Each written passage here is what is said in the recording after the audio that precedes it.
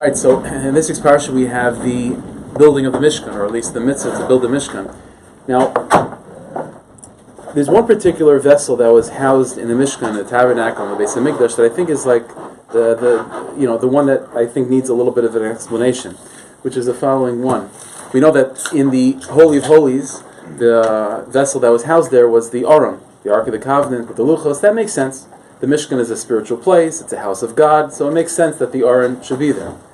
The menorah is also one of the vessels. Also kind of makes sense. The menorah is a symbol of Tar Shbal Peh, light, illumination, clarity. Makes sense.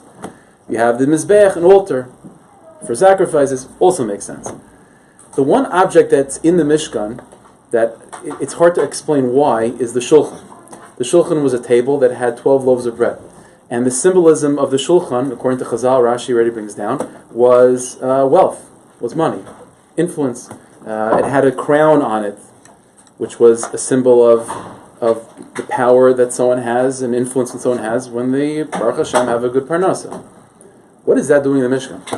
When we think of Mishkan and holiness and service of Hashem, money is not usually what we think of, right? Money is, the Shulchan. So the question is, why is that in the Mishkan? Again, when we think of money, we don't tend to think of that as being an object of holiness. We tend to think of that as a, sort of a necessary evil. You have to be able to make a living and so on. But it's not something that we identify with the Avodas Hashem. But if you think about it more, money, the role of money in the Mishkan was not just in the shulchan, in the table, in that vessel. But if you think about it, the very foundation of the Mishkan, the Adonim, the sockets, the silver sockets that the Mishkan literally rested on, the foundation that was laid to house, to allow the Mishkan to exist, was made of machzah shekel, was made of money. It was made of money. Every single Jew had to donate half a shekel, and made of silver, and it was melted down to create sockets, which is literally the foundation of the Mishkan. So money is the foundation of it. You have the Shulchan over there. The Ramban writes, for example, he quotes from Chazal that the Shulchan was the vessel through which the blessing of Parnasa came to the world, through the Shulchan. And so what is that doing in the Mishkan? Okay, so I want to share with you a very, very important idea that we find in the writings of Chassidus of the Baal Shem Tov, and it's important for everyone to know this. We tend to think of Parnasa and the money that we make with working as something that's just out of necessity. In other words, a person has to live, so you go to work. That's the way it is. And when you go to work, you make money in order to live. That's simply how we think. But the truth is, the Baal Shem Tov said not like that. Now let me explain. The Baal Shem Tov taught that every single neshama, every single one of us, when Hashem created us, He created us with a certain mission in life, with a certain shlichus, with a certain mission. The ultimate mission, the ultimate goal of the entire world is dir b'tachtoin, which means that the Rebbeinu Shalom wanted the world to be created, to be made in such a way where it's able to be a house for God, where God's presence should feel comfortable in the world. That's the goal. That's the goal. Now, in order for that mission, that general, global, national mission, for it to be accomplished, He divvied out for each neshama, a specific corner of the world that each one of us has to fix. Each one of us has to make into a tabernacle, make into a mishkan, make into a place where God should feel comfortable and at home there. And because of that, the Rebbeinu Shalom, the Baal Shem Tov said, the Rebbeinu Shalom made it, that each and every one of us, therefore, it's predestined, and it's part of our mission to have certain experiences, to interact with certain people, to find ourselves in certain places. So Baal Shem Tov said the following scenario, the following example. Maybe some of the details I'll change, but just to make it a little bit more modern. The example was like this. Let's say you have a guy maybe he's in the shirt business. He has a shirt company. Okay. So he has a shirt company. And his shirts are produced offshore.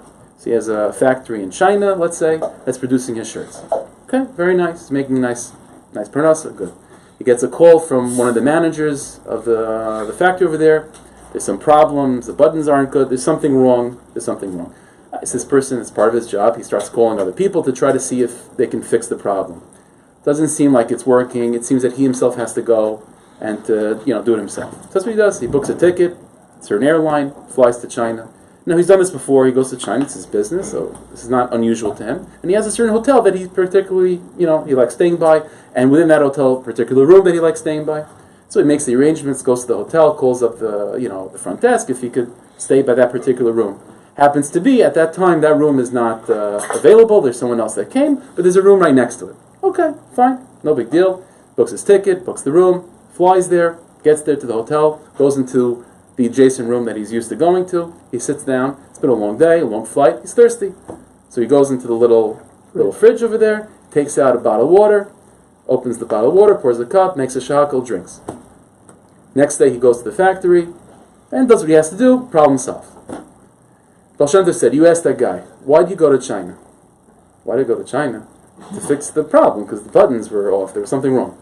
Baal Shem Tov said, not true, not true. From the beginning of time, there was a bottle of water, there was an amount of H2O in the universe that needed you to make a bracha on it at that exact moment, at that exact space, with that exact experience.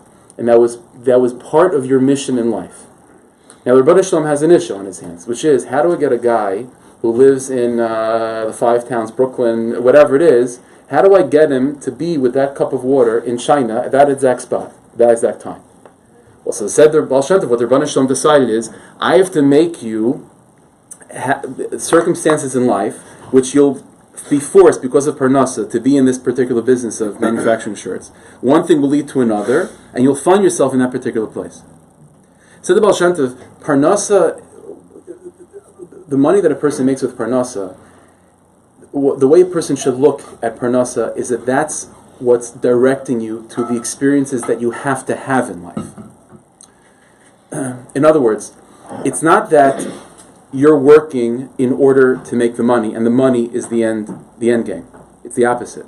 The Rebbeinu Shalom made it in such a way that, I'll give you an example. The Gra, for example, said that back in the day, one of the major jobs of the Navi, of a prophet, was that you would go to the Navi, not to ask what the lottery numbers are, but you would ask the Navi and say, listen, I believe, everyone knows that I have a shlichus, I have a mission in life. What is my mission? So the Gra said that was one of the primary jobs of the Navi. The Navi would look at you and say, your mission in life is to be a doctor and to help people through medicine. Your mission in life is to sit and learn. Your mission in life is to, manufacture shirts. Whatever it is, he would tell you your mission. We don't have prophets now. So how do you figure out your mission? Said the Baal Shem Tov, one of the ways the Rebbeinu Shalom makes it that you figure out your mission in life is where your parnasa comes from. It's not a random thing that Ruvain, his parnasa, it just happens to be that the way he makes a living is through being a doctor. That's sort of how life took him. It's not the pshat that he needs money. So this is just a way to make money to survive. It's the opposite. The fact that the Rebbeinu Shalom made it, that in order for him to make a parnasa, he needs to be a doctor, that was the point. The point is that the money pointed him in the right direction in life. Therefore, parnasa, going back to what we were talking about before, what is the role of, what is the shulchan, what is money doing there in the Mishkan? Money is very significant. Not because money is inherently valuable, but the point is because a person's parnasa is a direction, it's an arrow. It points you in the right directions of what you're supposed to be doing with yourself. And therefore, whenever a person is involved in working, whatever the work might be, whether it be that guy manufacturing shirts in China, whether it be us right here, who knows? The point is we have to recognize that because the need of making a living compelled us to be at this particular moment right now in our lives, that's not insignificant. That means that we were supposed to be here right now. It means that every interaction you have in business, every interaction you have in the effort of making a parnasa, that's the point. The Rebbeinu Shalom made it in such a way that the parnasa compels you to have those experiences. That's the experiences are the tachlis. This is why, by the way, it's an interesting thing. The shulchan, the measurements of the shulchan, which I said sort of represents parnasa. The measurements of the shulchan, if I remember correctly, it was 1 by 2 by an amma and a half. 1 amma by 2 ammas by an amma and a half. If you manipulate those, I'm not a mathematician, but just simple mathematics. If you manipulate those measurements, it equals the exact measurement of a mikveh. The Gemara tells us that the size of a mikveh, the minimum size of a mikveh, is 40 sa, it's a certain amount of water. And what's the space that would take up? The Gemara says the space that it takes up is 1 amma by 1 amma by 3 ammas. Simple mathematics, the size of the shulchan equals that. That's a funny thing. The shulchan represents parnasa, it represents making money, it represents everything that comes along with making parnasa, and that's the exact measurement of a mikveh. When we think of a mikveh, we think of holiness and connected to God and purity. The answer is yeah. Your parnasa points you in the direction of where you will find your personal purity. That's what it's about. The Rebbeinu Shalom made in such a way that every neshama has its mission, has its particular corner in the world in order to fix, to make it a house for God. How do you find that corner? Well, that's the point. The Rebbeinu Shalom customizes your life that in order to find the parnasa that you need, the parnasa compels you to find your particular corner in the world. And then the objective is not just to work to make the money. The money is what's the arrows pointing you in the right direction. And then when you are pointed, when you get to that direction that the money points you at, then you're there. And that's exactly where you're supposed to be. Now, in order to make sure that a person has this mentality properly, and by the way, this is why, as I said, the shulchan is one of the major vessels in the Mishkan. Because it's not out, because the shulchan representing money, that's how you find your Mishkan. That's how you find your Mishkan. That's your direction. That's your map. The map that Rebbeinu Shalom gave us to find what experiences are we supposed to be having in life, what interactions are we supposed to be having, what's our arena of divine service. It's parnasa that points us in those directions. This is also why the foundation of the Mishkan was made from money. Because again, your objective is to find your area and to build a Mishkan there. To have interactions with other people and to sanctify God's name. To be honest. To do the best you can to help other people. And all that is called building a Mishkan. But again, how do you find those people? How do you find those experiences? Where are you supposed to be going in life? The Rebbeinu Shalom made it in such a way that those environments that we're supposed to be found in are also the ways that we make our parnasa. And that's, if you think about it in that way, it's an unbelievable kindness. Because what the Rebbeinu Shalom could have done, is that you have to find your area by yourself, and you have to make your parnasa from some other way. The Rebbeinu Shalom made an unbelievable chesed. That he made the world in such a way where in those areas that you're supposed to be anyway, he made a kindness that you could also make a parnasa from that. That's beautiful. Not only can you make a parnasa from that, but the parnasa in fact is the way that shows you where you're supposed to be going. That's an unbelievable chesed. That's the foundation for the Mishkan. Again, how do you know where you're supposed to build your Mishkan?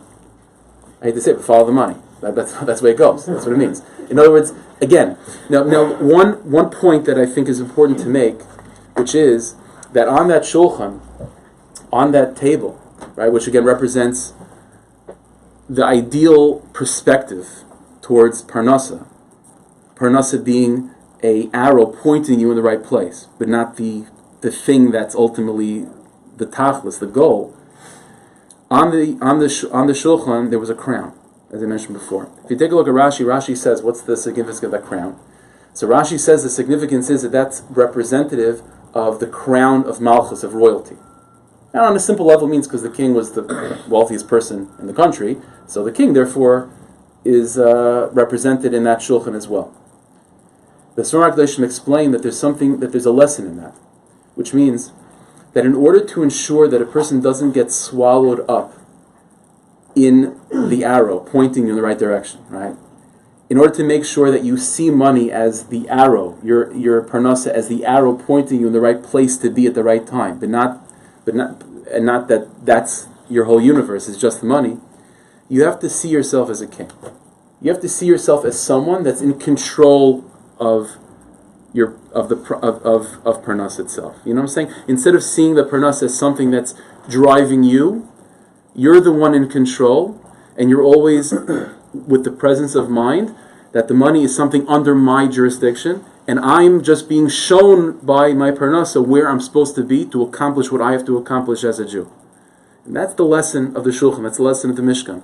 Everything, again, to begin to see the life in such a way where everything is just breadcrumbs, trying to get us to be in the right place, to have that right conversation. So, for example, this afternoon, tomorrow, who knows, whatever it is, you're on the phone call, a sales call, you name it. That's exactly where you're supposed to be at that time. That's exactly the conversation you're supposed to be having. And it's up, and again, parnasa has brought you to that place.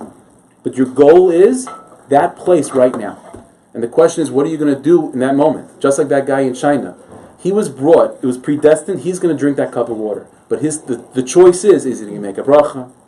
Is he going to make a bracha with kavana? What's he going to do at that moment?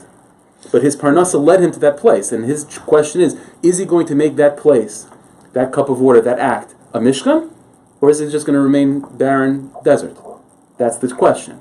But it's the parnasa that brings you to the right place, and that's the mentality that we have to have. That wherever we are, however we got there, that's exactly where we're supposed to be.